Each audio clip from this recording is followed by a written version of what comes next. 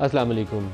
Programme की इब्तिदा में तो सबको रमज़ानुल मुबारक की मुबारकबाद। अल्लाह पाक इस महीने की बरकत से लोगों की ज़िंदगियों में बेहतरी लाए, पाकिस्तान के हालात बेहतर करे और पाकिस्तान में निज़ाम हुकूमत भी ऐसा लेकर आए जिसमें लोगों को जीने के लिए, सांस लेने के लिए कुछ मौका फ़राहम हो जाए। आज सुप्रीम कोर्ट के सामने जर्नलिस्टों को हरासा करने के हवाले से एक केस था। तो चीफ़ जस्टिस साहब ने जितने रिमार्क्स दिए, सही रिमार्क्स दिए, लेकिन चीफ़ जस्टिस साहब से बड़ी ताकत तो है कोई नहीं। इतने सारे रिमार्क्स देकर, आईजी को खींचकर, ये कहकर कि किसी को गोली लग जाती है, कैमरा बंद हो जाता है, पता नहीं चलता यहाँ क्या हो रहा है, अदलिया के कांधे पर रखकर बंदूक चलाई जा रही है, लेकिन ये ऑर्डर नहीं दिया कि असद तूर को रिहा कर दें। ये ऑर्डर नहीं दिया कि जिन्होंने मतिउल्ला जान को उठाया था या असद तूर के घर घुस के जब उसको मारा था तो वो लोग वीडियो कैमरा पे नज़र आ रहे थे, वो कहाँ गए लोग। जिन्होंने अबसार आलम को गोली मारी थी वो भी कैमरा पे कैप्चर थे, वो उनको पकड़ कर लेकर आए। तो एक काम तो फौरी कर सकते थे आज चीफ जस्टिस साहब के, कहते कि शाम से होने से पहले पहले असद तूर को रिहा किया जाए, नहीं किया उन्होंने। मुझे उसके ऊपर अफसोस हुआ है ज़ाती तौर पर। जो जर्नलिस्टों को इस तरह उठा के बंद कर दें या ट्विटर को बंद करके सोचें कि इससे फ़्लो ऑफ इन्फॉर्मेशन बंद हो जाएगा, तो फिर उस मुल्क का अल्लाह ही हाफ़िज़ है। तो हमें अपने कुछ हालात, अपनी आदत, तरीक़ाकार दुरुस्त करने की ज़रूरत है। गैर इंसानी रवैये, इमरान रियाज़ के साथ जो कुछ हुआ है या अरशद शरीफ के साथ जो कुछ हुआ है, अभी तक वो इंसाफ का तालिब है। उसकी माँ ज़िंदा है अरशद शरीफ की, और वो सुप्रीम कोर्ट की तरफ देखती होगी कि चीफ़ जस्टिस साहब बड़े दबंग आदमी हैं, सबकी क्लास ले लेते हैं, आईजी को भी लाइन हाज़िर कर देते हैं। हमारी Islamabad high court prime minister को बुला के खड़ा कर सकती है, लेकिन अरशद शरीफ के कत्ल के मामले में सबकी ज़ुबान के ऊपर ताले लग जाते हैं। तो ये इंसाफ किसी दिन करना पड़ेगा, या आप अपनी पसंद से खुशी से कर लें या अल्लाह की मर्ज़ी से होगा, लेकिन होगा सही। किसी का खून रायगा नहीं जाता, और ये जिस तरीके से उसको मारा गया था उसका खून भी रायगा नहीं जाएगा। तो इंसाफ करिए। आपको अल्लाह ताला ने इतना बड़ा मनसब अता किया, तो आज आपको कम से कम ये ज़रूर कर देना चाहिए था कि उसकी रिहाई का हुक्म जारी करके उठते कि शाम से पहले यहाँ पेश करें उसको, फिर हम बात आगे चलाएंगे। और दूसरा सवाल ये होना चाहिए था कि अरशद शरीफ वाले मामले में क्या पेश रफ्त है। दोनों के ऊपर ज़ीरो प्रोग्रेस है। वफाकी काबीना, नए नाम आगे, हल्फ भी हो गया। सदर साहब आसिफ अली जरदारी साहब सदर बन गए, उन्होंने भी हल्फ उठा लिया। पाकिस्तान के सामने चैलेंजेस क्या हैं, पहले उसका जिक्र कर लें, फिर आज के प्रोग्राम की तरफ आते हैं। पिछले चंद सालों में हमने पाकिस्तान को इकनॉमिकली कोलैप्स होते हुए देखा है। 32-33 साल जो मैंने इस प्रोफेशन के अंदर गुजारे हैं, मुझे हर साल एक गुजरने के बाद लगता ये है कि आज से जो साल 2 साल पहले वाला पाकिस्तान था वो आज से बेहतर है। ये 32-33 साल से यही हो रहा है। कभी लगता था कि 1990, 92, 93 वो सूरत हाल बेहतर थी, कभी लगता था कि ये लेट 90s वाली सूरत हाल बेहतर थी, फिर लगा नहीं ये अर्ली 2000 वाली सूरत हाल बेहतर थी। लेकिन हर 5-7 साल के बाद पिछले वाला ज़माना आज वाले से बेहतर नज़र आता है। रुपया हमारा ज़मीन बोस हो चुका है और उसके खड़े होने का कोई इम्कान नहीं। 25-30 अरब डॉलर सालाना आपकी फाइनेंसिंग रिक्वायरमेंट है, और ये डॉलर आपको दुनिया में देने पे तैयार नहीं है। पाकिस्तान की बरामदात, मैंने 3-4 नंबर सामने रखे। केयर टेकर्स ने 6-7 महीने ज़्यादा बुरे नहीं गुजारे। ज़्यादा बुरे इसलिए नहीं गुजारे कि पहले एक रॉट था, नीचे गिरते जा रहे थे, चीज़ें गल सड़ रही थी, उसको कम से कम एक ब्रेक लगी है, लेकिन ऊपर जाने का सफ़र शुरू नहीं हुआ। आज से तकरीबन 12 या 14 साल पहले हमने 25 अरब डॉलर की बरामदात की थी पीपल्स पार्टी के दौरे हुकूमत में। वो 25 अरब डॉलर घूम फिर के कभी 30 हो जाता है, कभी 26-27 हो जाता है। इस दफ़ा हो सकता है दोबारा 30 हो जाए। अभी पहले 8 माह के अदाद-ओ-शुमार के मुताबिक पाकिस्तान से बरामदात 20 अरब डॉलर हुई हैं, जो पिछले साल से 9% ज़ायद है। पाकिस्तान में जो रिमिटेंसेस आती हैं वो 30-31 अरब डॉलर पीक टच की थी हमने। इस साल 8 माह में 18 अरब डॉलर है। ये भी हो सकता है 27-28 अरब डॉलर या 30 अरब डॉलर के करीब 30 जून तक पहुंच जाए। जो करंट अकाउंट डेफिसिट है पहले 8 माह में 1 अरब डॉलर से ज़रा ज़ायद है। ये हमें ज़्यादा कभी होने ही नहीं देना चाहिए। 2 अदवार गुजरे, नून लीग का आखिरी साल जिसमें 19 बिलियन डॉलर था, और पाकिस्तान तहरीके इंसाफ की हुकूमत जब ख़त्म हुई अदम एतमाद से पहले, उस साल का भी 17 अरब डॉलर है। वो फाइनेंसिंग गैप हमसे पूरा ही नहीं होता। 20 अरब डॉलर कहाँ से लाएं, ना आता है तो ना वो पूरा होता है। उसी का खमियाजा आज तक हम भुगत रहे हैं। इन्फ्लेशन जो लेटेस्ट नंबर्स हैं वो 23% है। पहले 32-33% काफ़ी महीने रहा है, अभी 23% के ऊपर है। तो ये ओवरऑल सिनारियो है जिसमें काबीना हल्फ उठाने जा रही है।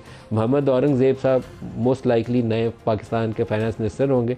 डार साहब जाएंगे वजारत ख़ारजा में, और एक कलेक्टिव अरेंजमेंट इनको करना पड़ेगा। जिस तरीके से पहले 2 दफ़ा आर्मी चीफ़, पहले जनरल बाजवा और फिर ये मौजूदा आर्मी चीफ़ है आसिम मुनीर, ये जाके अरबों से, चाइना से, कतर से, यूएई से पाकिस्तान के लिए पैसे मांग कर लाए थे। आर्मी चीफ़ का काम नहीं है, लेकिन पाकिस्तान की हुकूमत को वो कोई पैसे देने पे तैयार नहीं था। IMF का प्रोग्राम थ्रू नहीं था हो रहा, तो 2 दफ़ा जो बहाल हुआ उसके अंदर पहले जनरल बाजवा ने कॉल की और दूसरी दफ़ा जनरल आसिम मुनीर ने की, तो फिर प्रोग्राम बहाल हुआ। पाकिस्तान को क्या हम ऐसे आगे चला सकते हैं? दोबारा इस आर्मी चीफ को जाना पड़ेगा, सऊदी अरब भी जाना पड़ेगा, UAE और कतर भी जाना पड़ेगा और चाइना भी जाना पड़ेगा, ताकि 10-12 अरब डॉलर 14 अरब डॉलर या हमें नए कर्ज़ों की शक्ल में या उधार के तेल की शक्ल में या जो कुछ कर्ज़े पहले हमने लिए हुए हैं उनके रोल ओवर की शक्ल में स्पेस मिल जाए, IMF ऑन बोर्ड आए और फिर हमें बाकी मुल्कों से कर्ज़ा मिल जाए और जिसके नतीजे में पाकिस्तान का साल पार हो जाए। ये पाकिस्तान है जिसके साथ ये हुकूमत अपना आगाज़ करने जा रही है। और गवर्नमेंट कैसी है? एक माइनॉरिटी गवर्नमेंट जिसके पास अपनी इतनी अक्सरियत भी नहीं है कि कोई एक बिल पास कर ले, उसका इत्तेहादी उसके साथ काबीना में शामिल नहीं है। सदर साहब हैं लेकिन काबीना में हिस्सेदार नहीं है, तो उनको हर दफ़ा एक बिल पास कराने के लिए, छोटी मोशन पास कराने के लिए पहले जाएंगे ऐवान सदर और जाके जरदारी साहब के पाँव को, गोडों को हाथ लगाएंगे, फिर उनकी जमात उनको सपोर्ट किया करेगी। जब तक ये हुकूमत चलेगी ऐसे ही चलेगी, इसके अलावा कोई तरीक़ाकार नहीं है। और एक टर्म यूज़ की थी पाकिस्तान तहरीक इंसाफ के लिए उस वक्त की अपोजिशन पार्टीज़ ने, जिसे वो कहते थे ये हाइब्रिड रजीम है कि सामने तो इमरान है, पीछे से फ़ौज चलाती है। फिर PDM की हुकूमत बन गई तो वो हाइब्रिड प्लस हो गया, क्योंकि सारा कुछ बोझ जो था फ़ौज के ऊपर चला गया था।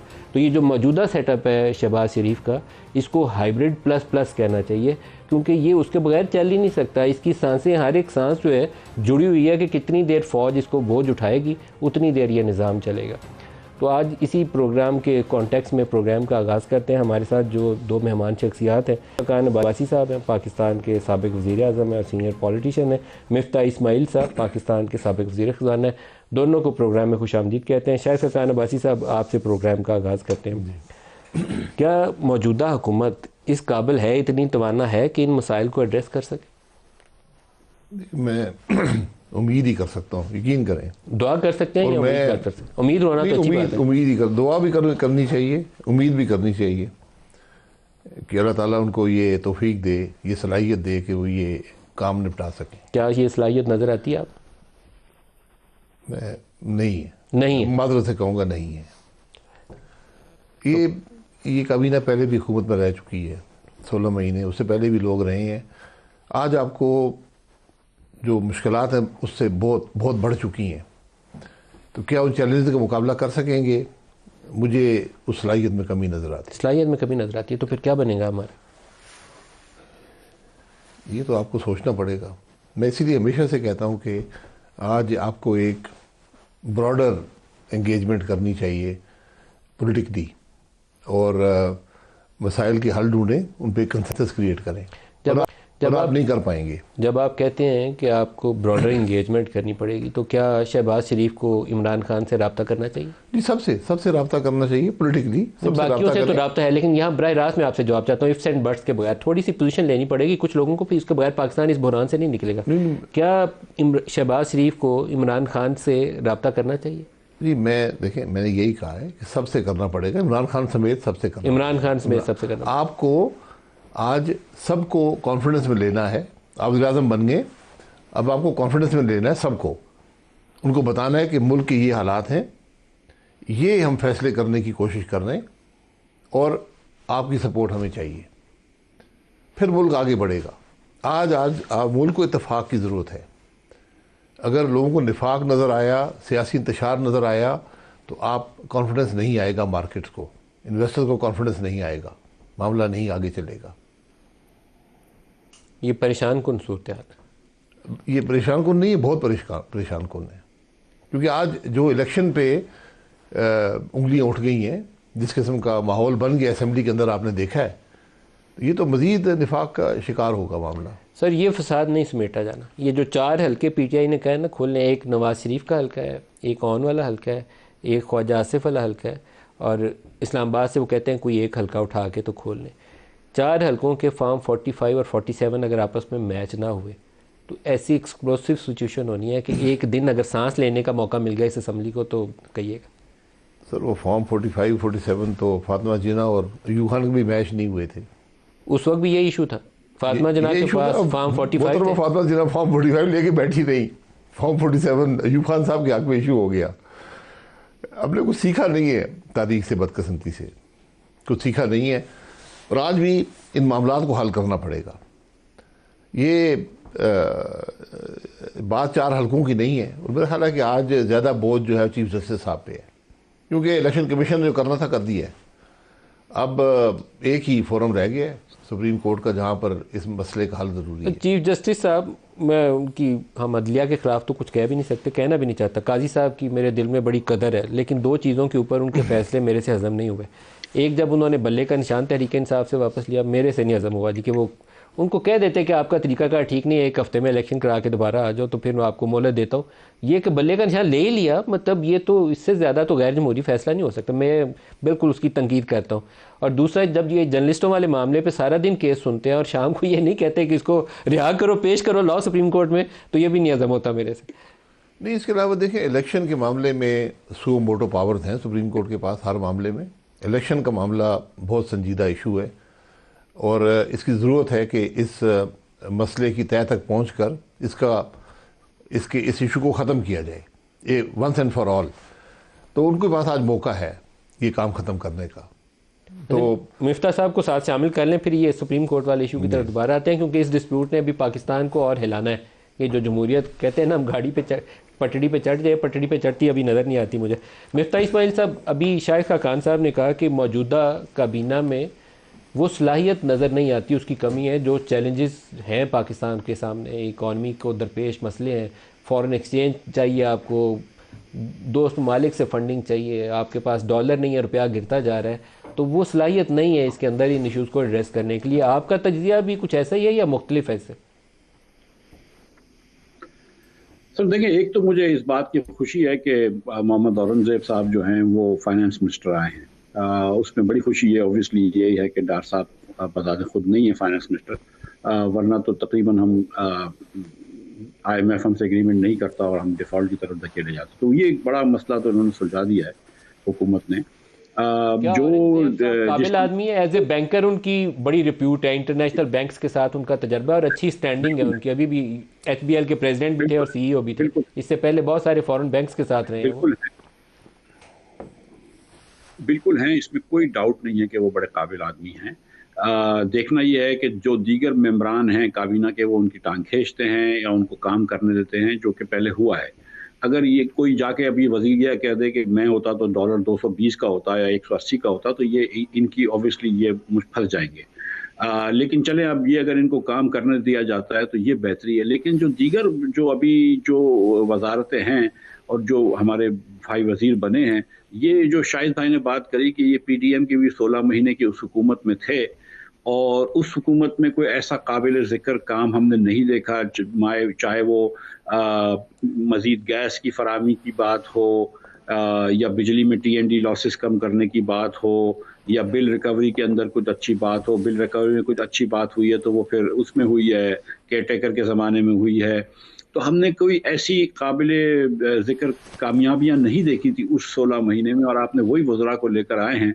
तो अल्लाह करे, अल्लाह से उम्मीद तो आदमी कर सकता है, लेकिन तवक्को मेरे ख्याल से थोड़ी सी लिमिटेड है। जब एक से आप उम्मीद बांध रहे हैं औरंगज़ेब साहब से, और बाकियों के लिए आप कह रहे हैं कि इनकी टांगें ना खींचे, और काबीना के ऊपर भी कह रहे हैं PDM वाली काबीना है, ये कैसे इश्यूज एड्रेस करेगी, तो फिर तो परेशानी वाली बात है। फिर तो आगे बढ़ने का रास्ता बहुत ही मसदूद सा है, बहुत तंग सी गली है, पता नहीं आगे निकल पाएंगे कि नहीं निकल पाएंगे। देखिए, पाकिस्तान जहाँ पे आई है 75 सालों में, वो एक तंग गली है, इसमें तो कोई बहस नहीं है। मतलब आज बांग्लादेश हमसे आगे, हिंदुस्तान हमसे आगे, जो तरक्की याफ्ता ममालिक हैं वो तो हमसे आगे हैं, लेकिन तरक्की पजीर ममालिक भी एक एक करके हमसे आगे चले गए हैं। 40% हमारा जो पाकिस्तानी भाई बहन है वो उसका ख़त गुर्बत के नीचे है। ये 25% होता था, इसको हम 40% पे ले आए। तो ये जो पिछले 5-6 सालों में तो बहुत तकलीफ में गए हैं पाकिस्तानी, इसमें कोई दो राय नहीं है। और अब इनको इस तकलीफ से निकालना होगा, और क्या ये हुकूमत के पास ये विजन है, ये सलाहियत है, या ये मैंडेट है, मोस्ट इम्पॉर्टेंटली।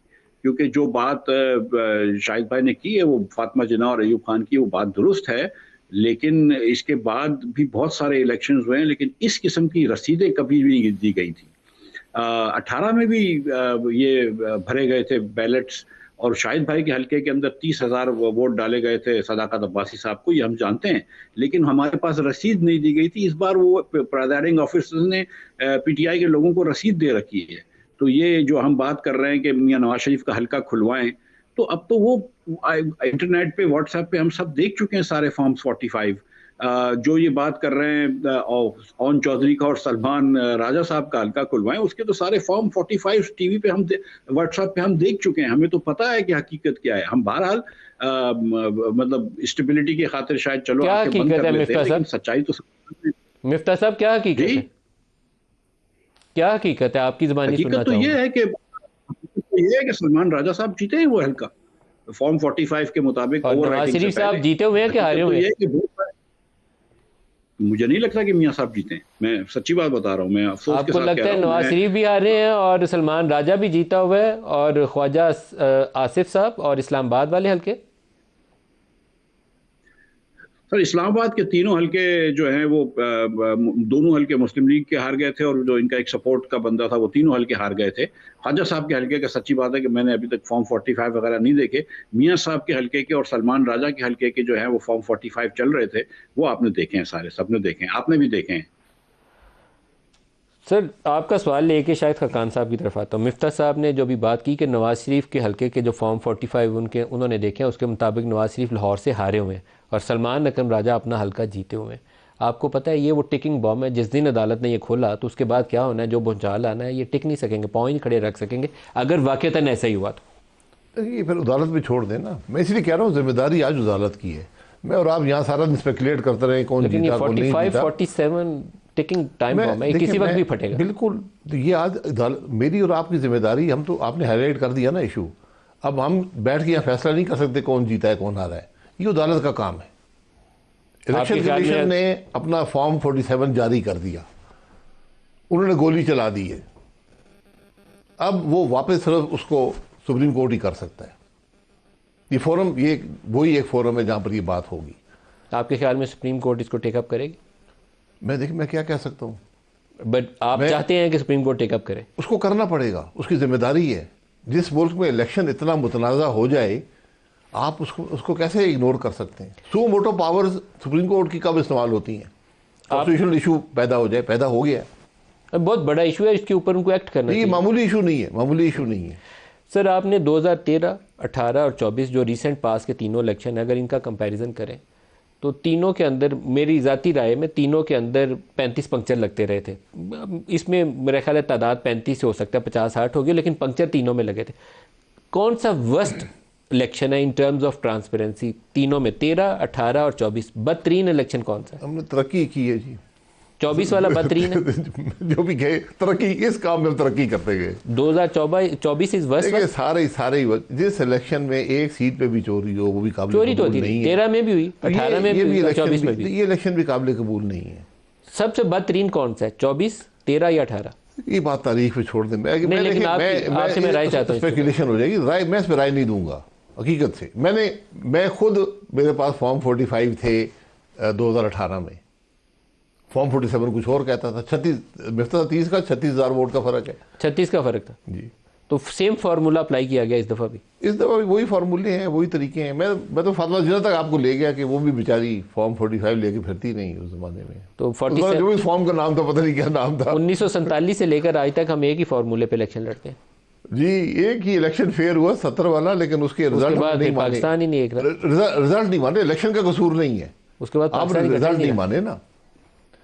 आपने भी हुकूमत की बात की है। मैं आपकी वसातत से, आपके दोस्त हैं शहबाज शरीफ साहब, मेरे भी बड़े भाई हैं, उनको मशवरा ज़रूर देना चाहूँगा कि ईसीसी खुद चेयर कर लें। खुद चेयर करें। अगर प्राइम मिनिस्टर ईसीसी चेयर नहीं करेगा, मामला ठीक नहीं चलते। ये चलाएं जी, बड़ी खबर चलाएं, इनकी शायद मशवरा पहुँच जाए। ये मेरा आपकी वसातत से। अच्छा, मैं आप दोनों को, मिफ्ता साहब आपकी तरफ आता हूँ, लेकिन शाहिद साहब को भी, आपको भी एक क्लिप शायद शहबाज शरीफ साहब का दिखाना चाहूँगा। मैं अभी ममनून हुसैन साहब प्रेसिडेंसी में आए थे, उन्होंने ओहदे का चार्ज संभालना था, नहीं चार्ज ले लिया हुआ था। जिस दिन चार्ज लेना था उस वक्त मैं गया था उनसे मिलने, तो वो रमज़ानुल मुबारक का ही महीना था, तो वो जमात मगरिब की करा रहे थे, पेंट टांगी हुई थे, जमात करा रहे थे। लेकिन उसके बाद उन्होंने मुझे मिलने के लिए बुलाया। बहुत भले आदमी थे, अल्लाह उनकी मग़फ़िरत फरमाए। तो मुझे बहुत करीब करके कहते हैं बड़ी राजदारी से कि मेरा एक दिल चाहता है जब मियाँ साहब आए ना, मैंने कहा शायद कुछ कहने लगे हैं कि कोई बात कहनी है उन्हें, क्योंकि इश्यूज़ वगैरह अपोजिशन के उस वक्त चल रहे थे, तो कहते हैं मेरा दिल चाहता है कि नवाज शरीफ साहब आएँ तो मैं बाहर निकल के उनका इस्तकबाल करूँ, लेकिन मेरे प्रोटोकॉल वाले कहते हैं नहीं sir, you are mister president, आप प्रेसिडेंट हैं, आप बाहर जाकर उनका इस्तकबाल नहीं कर सकते, you are president of Pakistan. तो अभी शहबाज शरीफ साहब ने अपने दफ्तर से बाहर निकलकर आर्मी चीफ का इस्तकबाल भी किया और सल्यूट भी मारा। वैसे तो आपके अच्छे कॉर्डियल रिलेशंस में ये बहुत ज़्यादा चीज़ें मैटर नहीं करती, लेकिन एक प्रोटोकॉल के कुछ डिसिप्लिन होते हैं, रूल्स होते हैं। प्राइम मिनिस्टर अपने ऑफिस से बाहर निकलकर सल्यूट करके वेलकम करता नहीं है आर्मी चीफ को, तो ये एक अनयूजुअल था। फिर इसके बाद इनकी साहिर शमशाद साहब उनसे मुलाकात हुई और उस मुलाकात के अंदर भी प्राइम मिनिस्टर साहब ने इतने हाथ बांधे हुए हैं कि मुझे लगता है कि इनका वज़ारत उज़्मा का दौर, ये दो जो पिक्चर्स हैं ना, ये डिफ़ाइन करेंगे इनकी हुकूमत मरहून मिन्नत होगी कि कितना बोझ इनका हमारी इस्टेब्लिशमेंट उठाती है। ये सल्यूट भी और ये हाथ बांध के बैठना भी शायद एक इंडिकेशन है आने वाले वक्त की, इसके अलावा इनके पास रास्ता कोई नहीं है। मिफ्ता साहब, आपने भी बहुत से अदवार देखे होंगे, लेकिन मुझे लगता है कि बहुत ही कमज़ोर पाँव के ऊपर खड़ी हुकूमत है और इसका बहुत बड़ा बोझ इस्टेब्लिशमेंट को उठाना पड़ेगा। क्या ऐसे निज़ाम आगे चल पाएगा? देखिए सर, मैं तो सच्ची बात ये समझता हूँ कि जो इमरान खान साहब का भी हमने दौर देखा, फिर पीडीएम का, और अब ये भी दौर देखा, तो मैं ये समझता हूँ कि ये हाइब्रिड जो चीज़ है ये थोड़ी मुश्किल है। मेरे ख्याल से एक गाड़ी के दो ड्राइवर नहीं होने चाहिए। या तो शहबाज शरीफ साहब को पूरे मुल्क की कंप्लीट भागदौड़ दे दी जाए, या फिर एक मरतबा फिर से अयूब खान का दौर शुरू हो जाए, इफ यू विल। लेकिन ये जरा सा नहीं, लेकिन मिफ्ता साहब आपको तो ये तो नहीं कहना चाहिए कि आर्मी चीफ खुद ही बैठ जाए, ये तो मार्शल्ला होता है, ये तो नहीं आपको कहना चाहिए। नहीं, मैं ये नहीं कह रहा हूँ, मैं ये कह रहा हूँ कि भाई मतलब ये जो है ना, हमको एक तरफ होना पड़ेगा ये, क्योंकि जो हमारी सियासत में अगर जो आज जो डिसरप्शन बार बार जो आती है, जो सियासत हमारी ग्रो नहीं हुई, मिच्योर नहीं हुई, आप देखें कि वही 2-3 खानदान या 4 खानदान ही चल रहे हैं जो कि सियासत लेकर चल रहे हैं। जो 90 के बड़े सियासतदान थे वो आज भी हैं, जिनका जो शायद अब मतलब मेरे ख्याल से वक्त के साथ इतने साथ नहीं रहे हैं रेलेवेंट। समीउल्लाह भी एक ज़माने में बहुत बड़ा हॉकी का प्लेयर था, बेस्ट प्लेयर था पाकिस्तान का, लेकिन आज एक हॉकी की टीम में नहीं आ सकते। तो क्योंकि ये हुआ है तो इसलिए लेकिन क्योंकि हमारे यहाँ डिसरप्शन होती है तो वहीं से सिलसिला शुरू करते हैं, तो नेचुरल एवोल्यूशन और नेचुरल ग्रोथ नहीं हुई। तो मेरे ख्याल से थोड़ा सा फौज को अगर या तो सिविलियंस को पूरी जगह दे दे, लेकिन अब कितनी कैपेबिलिटी सिविलियंस भी शो करते हैं ये भी देखना है। तो ये बात है। मैं एक इतनी सी गुजारिश कर दूं कि 2013 का जो शाहिद भाई कह रहे हैं और आप जो बात कर रहे हैं, 2013 का इलेक्शन बहुत ज्यादा क्लीन था कंपेयर टू 18 और 24। वो एक सेम डिग्री भी नहीं थी रियली। 13 में खान साहब ने भी फुल तरीके से किया, नवाज शरीफ ने भी फुल तरीके से किया। हाँ, वो टेररिज्म की वजह से पीपल्स पार्टी और एएनपी को जरा सी मुश्किल थी, लेकिन बाकी, और वो भी केपी में, लेकिन बाकी जगहों पे इलेक्शंस फ्री है फॉर द मोस्ट पार्ट। 18 के अंदर जो था वो बहुत ज्यादती हुई है नून के साथ, इसमें कोई डाउट नहीं है। और 24 में तो आपने पीटीआई का सिंबल ही ले लिया था, और अब भी एक्चुअली उसका थोड़ा सा जो आप कर रहे थे बात के, जो शायद ज्यादती करी है इसे चीफ जस्टिस साहब ने बहुत टेक्निकली फैसला दिया है, तो उसका इजाला कर सकते हैं अगर पीटीआई को वो खवातीन की या माइनॉरिटीज की सीट दे दें, एंड कम से कम एज अ पार्टी रिकग्नाइज करें हैविंग वन 91 सीट्स। लेकिन देखें क्या होता है। ब्रेक ले लें, ये कंटिन्यू करते हैं, ये बहुत बड़ा मसला है और सुप्रीम कोर्ट के सामने आना है इसने वेरी सून। ब्रेक ले लें, हमारे साथ रहिएगा।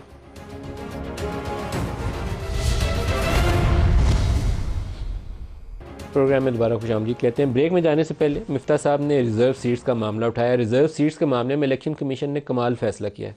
एक तो उनको देनी है या नहीं देनी, वो तो काबिल बहस है कि आप उस पर राय देंगे, लेकिन उनका बाकी जमातों में बांट दें। सुप्रीम कोर्ट क्या इसके ऊपर किरदार अदा करेगी, ये बिग क्वेश्चन है। उनको करना पड़ेगा, ये आप बांट नहीं सकते। मेरी ये इलेक्शन कमीशन नहीं बांट सकता, इलेक्शन या बांट नहीं सकते, ये सीटें खाली रहेंगी, या खाली रहेंगी या सुप्रीम कोर्ट फैसला करेगा। जी, सुप्रीम कोर्ट अगर फैसला कर दे तो वो रूल बन जाएगा, क्योंकि इसमें लॉ में लिखा हुआ कुछ नहीं है। जी, लेकिन एक प्रिंसिपल तो वो यही नज़र आता है कि जो आपने सीटें ली हैं उसी के तनासुब से आपको ये मिलेंगी। तो उस हिसाब से तो फिर पीटीआई को क्लेम करना चाहिए सुप्रीम कोर्ट में कि ये हमारी सीट्स हैं, हमें दी जाए। उनको मसला ये आएगा कि जो भी सुन्नी इत्तेहाद काउंसिलर बनी है, पीटीआई तो है नहीं, उन्होंने वो लिस्ट नहीं दी हुई शायद। अब ये फैसला होगा क्या वो लिस्ट वो दे सकते हैं अब या नहीं। ये तो सुप्रीम कोर्ट का फैसला ये रूल वो बना देगा, फैसला करेंगे क्योंकि रूल नहीं है इसके जी, ऊपर, तो जो वो फैसला कोर्ट करेगी वही रूल बन जाएगा। दूसरा, शहबाज साहब चूंकि यहाँ नहीं है तो उनको दिफा करना मैं ज़रूरी समझता हूँ। एक तो मतलब अगर वो हाथ बांधे हुए थे तो उस पर आपको इतराज़ नहीं करना चाहिए, अगर वो हाथ खुले रखते तो आप कहते हाथ बांधे क्यों नहीं है, तो इसलिए ये बात भी मुनासिब नहीं है। ठीक है, तो दूसरा, आप हाथ आपके बांध घर के में बैठे मेहमान थे। आए, आप बाहर जाकर रिसीव करते हैं, वो चले गई, उनकी मर्जी है, इसमें भी तनकीद मुनासिब नहीं है। आप हाथ बांध के बैठते थे मीटिंग में जब चेयरमैन जॉइंट नहीं, चीफ वो ऑफ हर एक की स्टाफ आए? मर्जी, आप हाथ बांध के बैठे, खुला रखे, जब आप इसमें एक साल आप तनकीद। वैसे आप एक साल जब आप आर्मी चीफ आते थे तो आप बाहर निकल के सलूट कितनी दफ़ा किया आपने? नहीं, मुझे सलूट करने नहीं आता, भूल गया हूँ। तो वो मिफ्ता साहब को भी नहीं आता, आपको पता नहीं। अब तो ये शहबाज फिर साहब को हमारे लिए तो एक न्यूज़ हुई ना ये, क्योंकि हमने कन्फ्यूजन लिखा। मैंने ममनून साहब की मिसाल इसलिए दी कि ममनून साहब एक्चुअली वांटेड टू, ममनून थे वो नवाज शरीफ के, कि उन्होंने उनको सदर बनाया, तो उनकी दिली ख्वाहिश थी कि वो नीचे जाएं और उनको जाके तो वो रिसीव करें, वार्मली ग्रीट करें। नहीं, ये बात देखें, तो ये शहबाज साहब ने भी वैसे ही जो है ना वो ममनून होने का सबूत दिया, ये उन्होंने कहा मैं बाहर प्रोटोकॉल जाके। पत्थर में नहीं लिखा हुआ, ये आपकी मर्जी, आपके आपके मेहमान आए, बाहर चलें, चलेंगे। आपकी साबिक जमात है, आप दफा करना चाहते हैं नहीं, तो मैं आप दिफा कर नहीं, देखें ये उनकी मर्जी है, इसको आप तनकीद का निशाना लोग बना रहे हैं, बना सकते हैं, ये उनकी मर्जी है, लेकिन वो गए हैं, उन्होंने सलूट का जवाब सलूट से दे दिया, ये भी ठीक कोई ऐसी बात नहीं है। आपके तल्लुकात इसके बावजूद शहबाज शरीफ से अच्छे नहीं होने, इस दिफा के बावजूद? नहीं, मैं देखें, मैं तो आप चूंकि हर बात मोड़ के वहीं ले आते हैं, हमेशा आप ये करते हैं, तो मैं ज़रूरी समझता हूँ कि आपने जो मौजूद ना उसका कम से कम उनको देखें, ये उनकी चॉइस है। अलवी साहब का आपको एक बयान सुनवाते हैं, अलवी साहब की।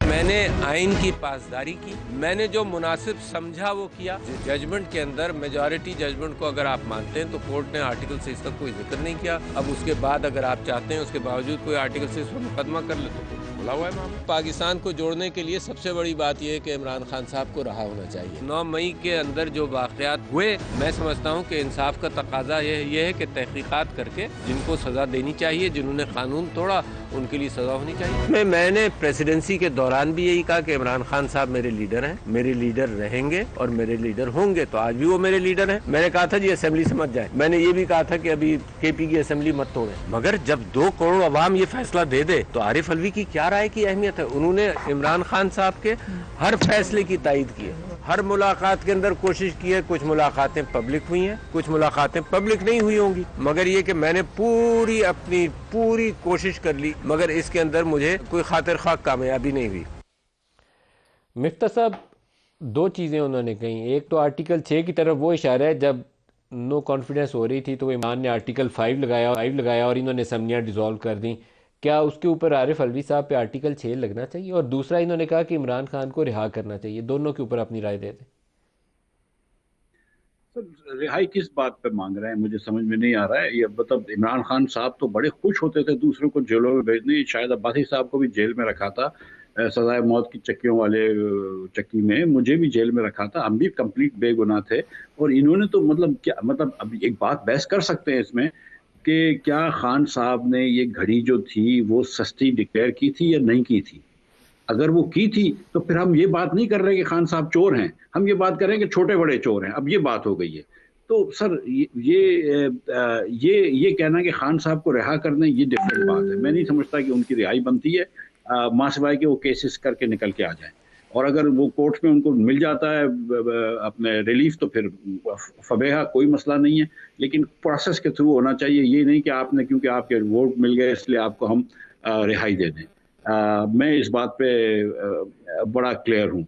जहाँ तक आरिफ अलवी साहब का ताल्लुक है तो देखें, आरिफ अलवी साहब ने जो खुद कहा कि मैंने कुछ गलतियाँ की हैं और एक ये बड़ी गलती थी, और आपको पता है कि असद कैसर साहब जो स्पीकर थे उस वक्त वो नहीं बैठे थे उस दिन, और वो चले गए थे, और कासिम सूरी साहब जो कि 5 साल तक MNA रहे, इलेक्शन नहीं जीते थे, और 3 साल सुप्रीम कोर्ट में स्टे ऑर्डर रहा उनका, वो उन्होंने ये असेंबली तहलील करी और इमरान खान साहब के कहने पे की। और फिर इमरान खान साहब ने ये पूरा इन्होंने प्लान किया हुआ था कि ये हम एक झूठी बात करेंगे कि ये साजिश है और इसलिए हम असेंबली तहलील करेंगे, और इससे कोई कानून का ताल्लुक नहीं है, कंप्लीटली लाकानूनी की बात कर रहे थे। तो इस पे तो आपके ये कर ख्याल में सकते हैं, आर्टिकल 6 लेकिन लगना चाहिए? लेकिन सर आर्टिकल 6 जो है वो बड़ी संगीन चीज़ है। मतलब आर्टिकल 6 गद्दारी, आइन के साथ गद्दारी है।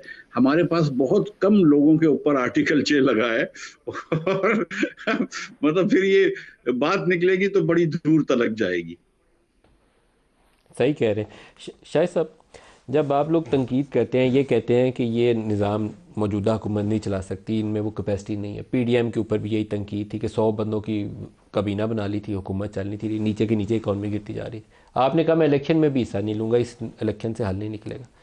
आपका इरादा नई सियासी जमात बनाने का था, सही नई सियासी जमात आप बनाएंगे या नहीं बनाएंगे? नहीं था या नहीं था, अब है। अब है जी, क्योंकि मैं समझता हूँ कि ये तीनों जमातें जो हैं, सिर्फ मेरा नहीं है, बहुत से दोस्तों का है कि हमें एक नई सियासी जमात का हिस्सा बनना चाहिए। क्योंकि जो ये हमारी ये भी तीनों सियासी जमातें हैं, आपने खुद देख लिया है जो अमल पिछले 3-4 महीने का रहा है इलेक्शन प्रोसेस में। क्या उन्होंने कोई मुल्क की बात की है किसी एक जमात ने भी? क्या इलेक्शन के बाद की है? क्या आज तक की है? सिर्फ कुर्सी की बंदरबांट है, तुम ये ले लो, मुझे ये दे दो, मैं इधर बैठ जाता हूँ, तुम उधर बैठ जाओ। ये तो मुल्क के मसाइल का हल नहीं है। और आज जिस बात की ज़रूरत है उसकी कोई बात नहीं करेगा।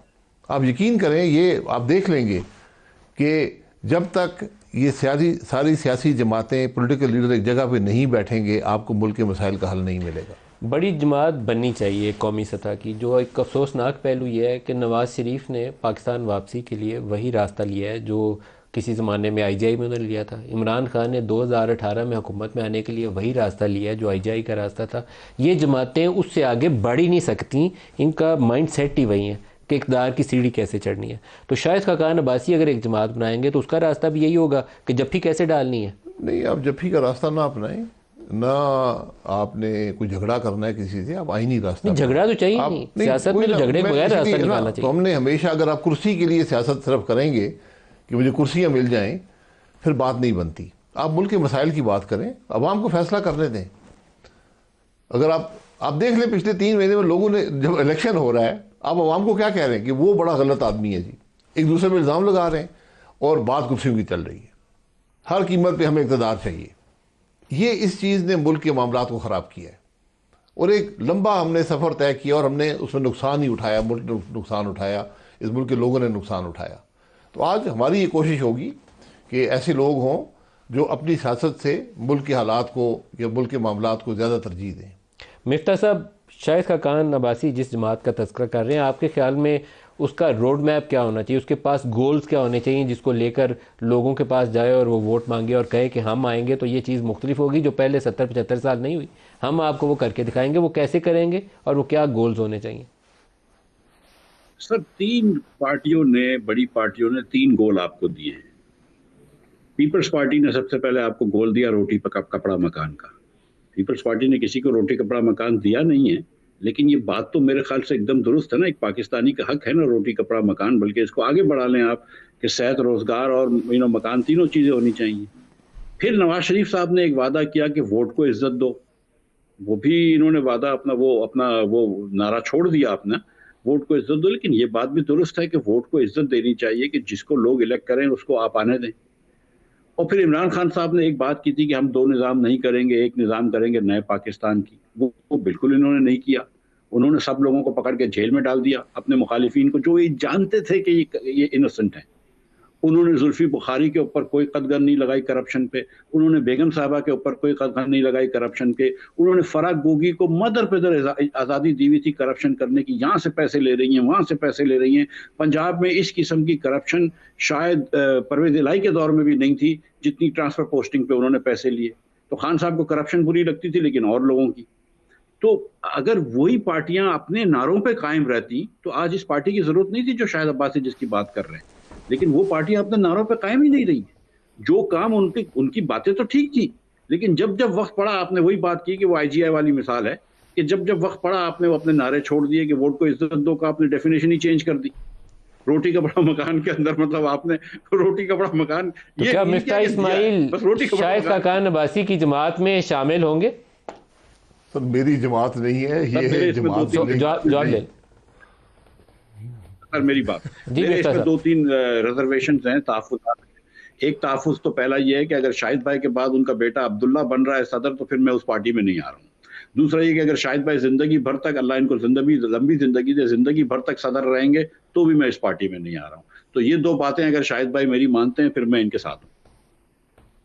अच्छा, इसका जवाब अभी देना पड़ेगा। विरासती निज़ाम होगा बाप के बाद बेटा बेटी, सन इन लॉ, विल, विरासती एक वो खत भी कोई आया था। विरासती निज़ाम नहीं है, मुझे कोई सदर बनने का शौक नहीं, सदर मिफ्ता साहब भी बन जाए मुझे कोई नहीं, लेकिन इसका आपको क्लैरिटी बिल्कुल- से जमात का जी मंशूर क्या बिल्कुल होगा? जी, जमात ये उसमें डालना पड़ेगा कि ये कोई विरासत वाली जमात नहीं होगी, प्योरली एक मेरिट्स पे होगी और लोगों को मौका मिलेगा कि ऊपर आ सकें। ये आपको डिफ्रेंशिएट करना पड़ेगा अपने आप को। आपके कोई हम ख्याल लोग हैं, या मिफ्ता साहब तो अभी ये है कि नून लीग इन्होंने भी छोड़ी है, आपने भी छोड़ी है, तो दो बंदे हैं, तो आपके हम ख्याल मिल नहीं, जाएंगे आपको? बहुत से लोग हैं, बहुत से लोग हैं, लोगों ने हमें खुद राब्ता किया है, तो इंशाल्लाह जमात जब लॉन्च होगी उसमें आपको नज़र आएंगे।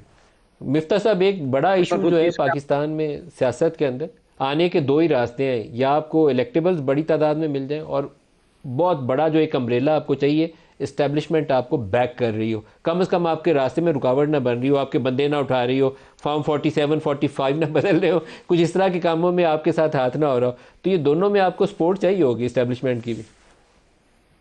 सर मैं आपको एक सच बात बताऊं, सीरियसली मैं मुस्तफ़ा नवाज खोकर भी हमारे साथ हैं और उनसे बड़ी मैं सुबह लंबी बात कर रहा था।